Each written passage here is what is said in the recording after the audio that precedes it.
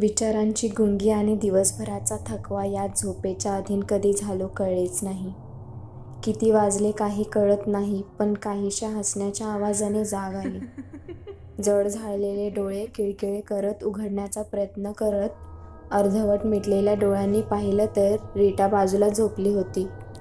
तिच्या डाव्या बाजूला झोपलेली कनिका पण झोपली असेल असं समजून मी पुन्हा डोळे बंद केले. काही क्षण गेले असतील, पण आता पुन्हा तसाच हसण्याचा आवाज आला. थोडा वेळ मी काहीच हालचाल न करता ऐकत राहिलो, पण आवाज क्षणात बंद होत होता. श्याम, श्याम उठ ना. रीटा दचकून जागी होऊन मला हलवून जागी करत होती. आधीच जागा असलेला मी पटकन उठून बसलो. श्याम, आवाज ऐकलास? अरे, कनिकाचा आवाज आहे. कनिका? रीटाने बोलताच आमचं लक्ष एकदम कनिका झोपलेली तिकडे गेलं, पण कनिका जागेवर नव्हती. अंगावरची चादर झटकन बाजूला सारत आम्ही दोघे एकमेकाकडे बघत राहिलो. कनिका, ए बाळा कनिका. रीटा घाबरली होऊन आवाज देऊ लागली. तसे एक मोठा आवाज आला. हसण्याच्या त्या आवाजाने आमचं लक्ष त्या बाजूला गेलं.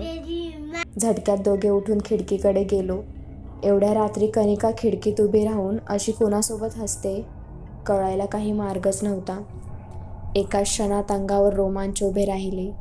शरीराचे सगळे केस शॉक लागला तसे ताठ झाले. अंगावर त्या बोचऱ्या थंडीत सुद्धा घामाने थेंब जमा होऊ लागले. नेमकं काय होतंय कळतच नव्हतं. आधी रीटा आणि आता कनिका. डोकं बधीर व्हायला लागलं. रीटाच्या डोळ्यातून पाणी निघत होतं. तिला गप्प राहायला सांगून पण ती कनिकाकडे पाहून फक्त रडत होती. आम्ही कनिकाजवळ पोचलो. कनिकाने मला ओळखलं तसं जरा हायसं वाटलं. खिडकीमध्ये उभी राहून कनिका बाहेर पाहून हातवारे करत उभी होती. मध्येच हसत होती. कनिका बाळा, काय होतंय?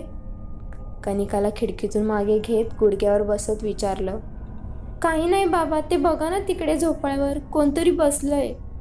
कोण आहे कनिका बाळा? अगं रात्र आहे, असं उठून बाहेर बघायचं नसतं बाळा. बाबा, अरे मी नाही उठले, त्यांनीच मला नेलं उठून तिकडे. बाबा, मला पण जायचंय त्यांच्या इथे झोपाळ्यावर. कनिका, वेडी आहेस का तू? चल बघू आत. कनिकाला हाताला पकडून आत आणताच कनिका बाहेर बघून हातवारे करते याचा भास झाला आणि कनिकाचा हात सोडला. हातवारे करत करत ती बोलत होती, पण अस्पष्ट येणारे शब्द मात्र काही केल्या कळत नव्हते. श्याम, अरे ती बाहेर कोणाशी बोलते? श्याम, श्याम बाहेर बघ बघ, ती बाई. रीटाच्या आवाजाने मी खिडकीकडे धावलो. एव्हाना कनिका माझा हात सोडून खिडकीत जाऊन कोणाशी बोलत होती. नेमकं काय काहीच कळत नव्हतं. मी खिडकीतून बाहेर पाहिलं, पण बाहेर कोणीच दिसेना. रीटा गं, कुठे कोण? अंधार आहे सगळा, कोण दिसतंय तुला? श्याम, अरे तुला कसं नाही दिसत? झोपाळा बघ, अरे तीच आहे स्त्री जी मला दिसली होती. रीटाच्या त्या बोलण्याने माझं लक्ष बाहेर गेलं. ज्या जागेवर आम्ही बसलो होतो तिथे तर कोणीच नव्हतं.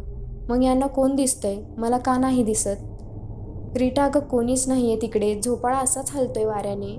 श्याम, अरे तुला कसं नाही दिसत? अरे ती आहे तिथे, तीच बोलावत होती मला. बोलावत होती? पण तू तर असं काहीच नाही बोललीस मला. हो श्याम, अरे तीच बाई मला बोलावत होती. तू चल आत, खिडकी बंद करून. कनिका, घे आत तू. रीटा रडत रडत मागे मागे होत मला सांगत होती. मी पुन्हा एकदा बाहेर पाहिलं, पण हलणाऱ्या झोपाळ्याशिवाय तिथे कोणीच दिसत नव्हतं. बाबा, मी झोपाळ्यावर जाऊ? त्या काकू मला बोलावत आहेत. बाबा, जाऊ मी? कनिका बाळा. रीटाने धावत येऊन कनिकाला कवेत घेतलं. आता मला भयानकतेचा अंदाज येत होता. जे मला दिसत नव्हतं ते या दोघांना दिसत होतं. कनिकाच्या त्या वागण्याकडे पाहून मला वेळ लागण्याची पाळी आली होती. तसाच वेळ न घालवता मी पुढे होत खिडकी बंद करायला बाहेरच्या झडपाला हात घातला. तोच संपूर्ण अंधार पसरला. घरातील लाईटसुद्धा नेमकी याच वेळी जावी. तोंडात एक शिवी हासडत बंद करायला घातलेला हात मागे घेतला, कारण तो एकच मार्ग होता ज्यातून थोडासा उजेड आत येत होता. घाबरलेल्या रीटाला आणि कनिकाला घेऊन मी आत आलो, पण कनिकाचं लक्ष मात्र अजूनही बाहेरच होतं. कोणीतरी आलंय, आपल्याला बोलावतंय, झोपाळ्यावर बसलंय, हे सगळं भयंकर होतं कळायला सुद्धा. विचित्र घडणाऱ्या त्या घटनांनी आता मी घाबरून गेलो होतो. बेडजवळच्या टेबलवरचा मोबाईल घेतला आणि त्याची टॉर्च ऑन करून खिडकीकडे गेलो. मोबाईलच्या त्या उजेडात सुद्धा खिडकीकडे मी एक कटाक्ष टाकला. पण बाहेरच्या त्या अंधुक उजेडात झोपळ्यावर आतासुद्धा मला कोणीच दिसलं नाही. खिडकीचं झडप लावायला हात घालणार तेवढ्यात दरवाजावर कोणाची तरी थाप पडली आणि घातलेला हात तसाच अंधांतरी राहिला. आलेल्या आवाजाने रीटा आणि कनिका दोघेही घाबरले. बेडवरून उठून माझ्याकडे येताच रीटाने मला मिठी मारली. भीतीने थरथरणारे तिचे अंग आणि घामाने डबडबलेले शरीर भीतीची भयानकता आणि प्रसंगाचे वास्तव दर्शन करून देत होते. श्याम, आता कोणी असेल रे एवढ्या रात्री? माहीत नाही ग, तू थांब मी बघतो. त्यांना धीर देत मी आता दरवाजाकडे सरकू लागलो. घडलेल्या प्रसंगाने मी सुद्धा आता पुरताच घाबरलो गेलो होतो. भीतीने अंगावर काटा आला होता. जवळजवळ 15 मिनिटे झाली होती, पण आता दरवाजाकडे कोणीच पुन्हा थाप दिली नव्हती. हळूहळू दरवाजाकडे सरकत मी दरवाजाची कडी अलगद काढली. पूर्ण दरवाजा न उघडता मी थोडासा उघडून बाहेर पाहिलं, पण बाहेरच्या काळोखात कोणीच नजरेस पडेना. आता दरवाजा हळूहळू करत बाहेर डोकावून पाहिलं, पण नाहीच कोणी. नेमकं काय घडत होतं काही कळेना. पूर्ण धीर एकवटून बाहेर पाहिलं, पण अंधाऱ्या रात्री बाहेर कोणीच नव्हतं. दरवाजा पूर्ण उघडून मी बाहेर आलो, पण अंधार सोडला तर कोणीच नजरेस पडत नव्हतं. त्यात लाईट गेल्याने तर संपूर्ण अंधारच अंधार. श्याम! रीटाच्या आवाजाने मी आत धावलो तर रीटा कनिकाला पकडून रडत ओरडत होती. झटदिशी मी दरवाजा बंद करून हातातल्या मोबाईलच्या टॉर्चने आत उजेड केला. रीटा गुडघ्यावर बसून कनिकाला पोटाशी घेऊन रडत होती. रीटा, काय झालं? का ओरडलीस तू? श्याम, ती बाई ती आली इथे. श्याम! अरे कुठे आली आहे? मी मोबाईलचा उजेड इकडे तिकडे करत करत बोललो, पण कोणीच दिसत नव्हतं. श्याम, खिडकी, अरे ती आहे, तिचे हात. श्याम! काय झालं तिच्या हातांना रीटा? काय पाहिलं तू? श्याम, अरे तिच्या हातांना रक्त लागलेलं होतं. ती रक्त दाखवून ती कनिकाला जवळ बोलावते. श्याम! व्हॉट? रीटा, तू तिकडे नको बसू, तू इथे बेडवर ये बघू. साला काय फालतू लाईट पण आहे, नेमकी याच वेळी कशी गेली? या सगळ्या प्रकाराने एक लघुशंकेची कळ आली, म्हणून रीटा आणि कनिकाला बेडवर बसून मी टॉयलेटकडे गेलो. टॉयलेटला जायचं तर त्या खिडकीजवळूनच जावं लागणार होतं. धीर करून मी तिकडे पाहिलं, पण मला मात्र तिकडे कोणीच दिसत नव्हतं. आत जाऊन येऊन दरवाजा बंद केला आणि पुन्हा एकदा तिकडे लक्ष टाकावं म्हणून एक चोरटा कटाक्ष बाहेर टाकला, पण काहीच दिसेना. थोडा धीर आला. थोडं स्थिर उभं राहून बाहेर पाहिलं. अजूनही कोणीच नव्हतं. मग जे रीटा कनिकाला दिसलं ते होतं ते मला का नाही दिसत? असा विचार करत मी तिथून मागे फिरलो. तेच काहीतरी खिडकीच्या तावदानावर चमकल्यासारखं दिसलं. झटकन मान त्या बाजूला गेली, पण काहीच नव्हतं. काहीतरी नक्की होतं, पण ते माझ्यासमोर येत नव्हतं. वळताच 1-2 वेळा जोराचा गार वारा त्या थंडीतसुद्धा अंगाला भिडला आणि मी सरकन मागे वळलो. झपझप 2 पावलातच खिडकीला आपलंसं केलं आणि बाहेर त्याच ठिकाणी जिथे कनिकाला कोणी दिसत होतं त्याच ठिकाणी पाहिलं. रात्रीसुद्धा झोपाळा एका लयीत मागे पुढे होत होता. वाऱ्याच्या वेगात असा लयीत झुलणे शक्यच नव्हते. इकडून तिकडे झेपवण्याचा वेग आणि अंतरसुद्धा जास्तच होते. थोडा वेळ तसाच जाऊ दिला. काहीच दिसलं नाही. झोपाळ्याची हालचाल मात्र अजूनही चालूच होती. आता मात्र काय आहे ते शोध घेतल्याशिवाय मला कळणार नव्हते. काही करून तिथे जायचं मनाचा निर्धार केला आणि खिडकीचं झडप बंद करून आतून कडी टाकली. रीटा, ए रीटा! आवाज दिला, पण तिकडून आवाज आला नाही. हातातल्या मोबाईलला त्या बाजूला करून त्या उजेडात बेडवर पाहिलं तर रीटा आणि कनिका दोघीही झोप्या गेल्या होत्या. थोडासा विचार करून मी दरवाजा उघडून बाहेर आलो. लाईट अजूनही आली नसल्याने बाहेर संपूर्ण अंधार पसरलेला होता. दरवाजाचा आवाज येणार नाही याची काळजी घेऊन मी बाहेरून बंद केला आणि टॉर्च बंद करून चांदण्या उजेडात झोपाळ्याच्या दिशेने जाऊ लागलो. अजूनही झोपाळ्याच्या त्या लयबंद हालचाली माझ्या डोळ्यांनी दिसत होत्या. घराला वळसा घालून मी आता झोपाळ्याच्या अगदी विरुद्ध दिशेला होतो, जिथून खिडकी आणि झोपाळा दोन्ही नजरेत येत होते. बराच वेळ असाच गेला, पण काहीच जाणवत नव्हतं. थंडीचा जोर वाढून आता शरीर थंडगार पडलं होतं. थांबणे शक्य नाही समजून मी परत घराकडे जायचा विचार करून उठलो. तोच त्या झोपाळ्यावर काहीतरी चमकल्याचा भास झाला. कसला असा अस्पष्ट आवाज ऐकू आला. आलेल्या आवाजाने मी स्तब्ध उभा राहिलो. आवाज वाढून आता हलणाऱ्या झोपाळ्यासोबत एक आकृती दिसू लागली होती. कोणीतरी गाणं गुणगुणावे अगदी तसाच एक चेहरा त्या उजेडात समोर आला. पण नेमका हाच आहे का तो चेहरा जो रीटा आणि कनिकाला दिसला? सगळं आठवून एका क्षणात अंगभर भीतीचा काटा आला. काही ना समजून मी गप्प उभा राहिलो. पण काय झाले काहीच कळेना. अचानक मला ठसका गेला आणि तोंडातून आवाज आला. आवाज आलेलं तोंड मी हाताने दाबलं आणि तसाच खाली बसलो. आता ती व्यक्ती मला दिसत नव्हती. 2 मिनिट तसाच बसून बाजूच्या परिस्थितीचा आढावा घेतला, पण हालचाल शून्य. हळूहळू उठलो, पण आता समोर काहीच नव्हतं. पण झोपाळा मात्र आपल्याच लयच झुले घेत होता. काहीतरी विचित्र प्रकार आहे कळून चुकलं आणि मी घराकडे जायला निघालो. तेवढ्यात मगाशी झोपाळ्याकडे दिसणारी तीच व्यक्ती माझ्या अचानक समोर आलेली पाहून मात्र माझ्या अंगाचं पाणी पळालं. काय करावं काही सुचेना. विचित्र वाढलेले ते केस पाहून मी एक क्षण घाबरलोच. अंगावर एक भीतीची लाट सर्वांग पसरली. आतापर्यंत धीराने उभे राहणारे पाय लटलटू लागले. तोंडातले शब्द तोंडात फिरून लुप्त झाले आणि मी फक्त तोंडाचा आवासून उभा होतो त्या चेहऱ्याच्या समोर. नजरेला भिडलेली नजर आणि त्या नजरेत असलेला अंगार त्या काळोखात चांदण्याच्या उजेडात सुद्धा स्पष्ट दिसत होता. काहीतरी भयानक होणार माहीत असून मी माझे डोळे बंद केले.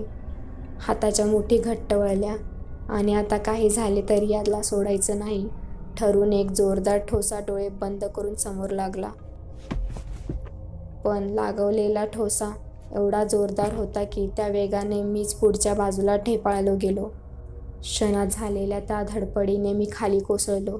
डोळे उघडले पण समोर काहीच नव्हतं. पण एक विचित्र हसण्याचा आवाज मात्र येत राहिला. कधी मोठा तर कधी छोटा, काही कळेना. क्षणापूर्वी समोर असणारी व्यक्ती आता मात्र नजरेसमोर नव्हतीच. एवढी चपळ हालचाल कोणी मनुष्य करू शकत नाही याची पक्की खात्री होती. आलास ना शेवटी? असंच यावं लागतं प्रत्येकाला इथे. आवाज? कुठून आला हा आवाज? आता तर कोणी पुरुष, मग हा लेडीजचा आवाज? का तीच ती स्त्री जी रीटा आणि कनिकाला दिसली? कोण आहेस? अजून नाही ओळखलं का तू? मी कोण? एवढी सुंदर बायको, एक मुलगी. माझ्या घरच्यावर नाही जायचं हा. कोण आहेस समोर ये. काय करणार तू समोर आली तर? तुझी बायको पाहते मला. मुलगी खूप गोड आहे. अशीच मुलं आवडतात मला. हरामखोर समोर ये.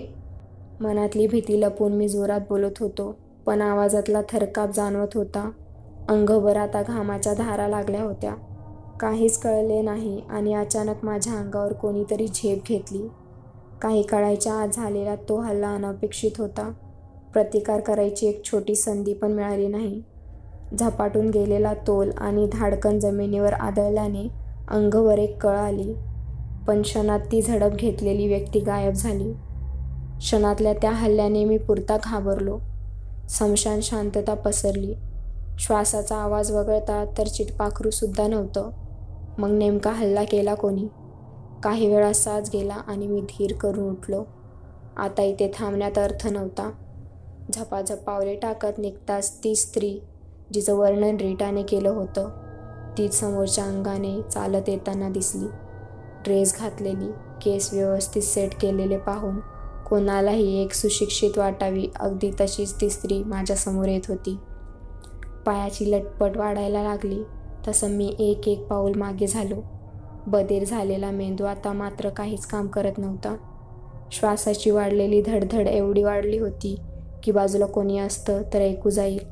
आजपर्यंत अनेक वेळा ऐकलं होतं, भुताटकी, चेटकीण, डाकीण असले सगळे प्रकार. हे सफेद साडी, लाल साडी, हिरवी साडी, सोडलेले केस आणि विचित्र बघून पण किळस असा अवतार असं होतं. पण या ठिकाणी मात्र असला कोणताच प्रकार दिसला नाही.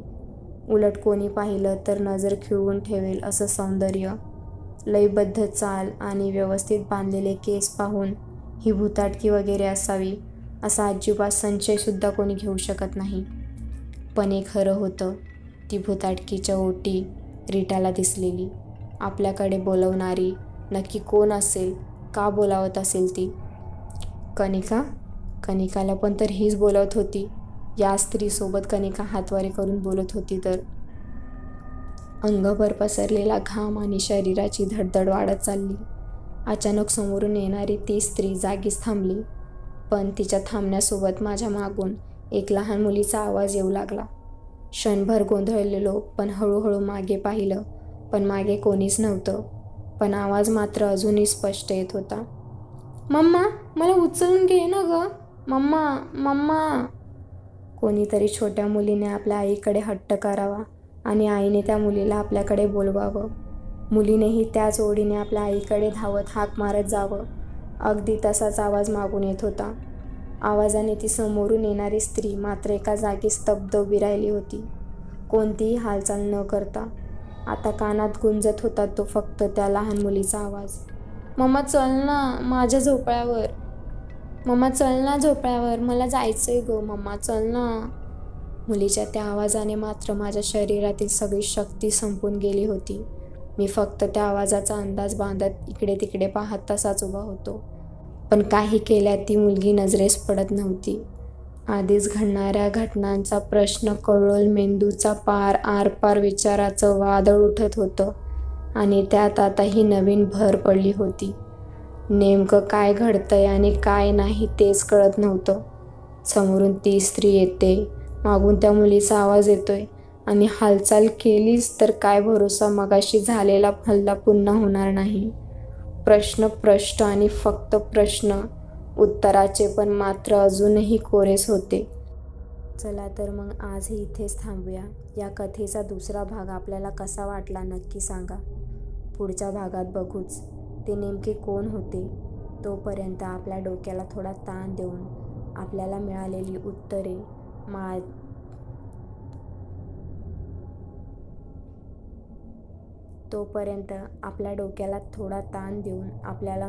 उत्तरे कमेंटमध्ये नक्की सांगा. आणि RK स्टोरी टेलर घातक कथा या चॅनलला सबस्क्राईब करायला विसरू नका.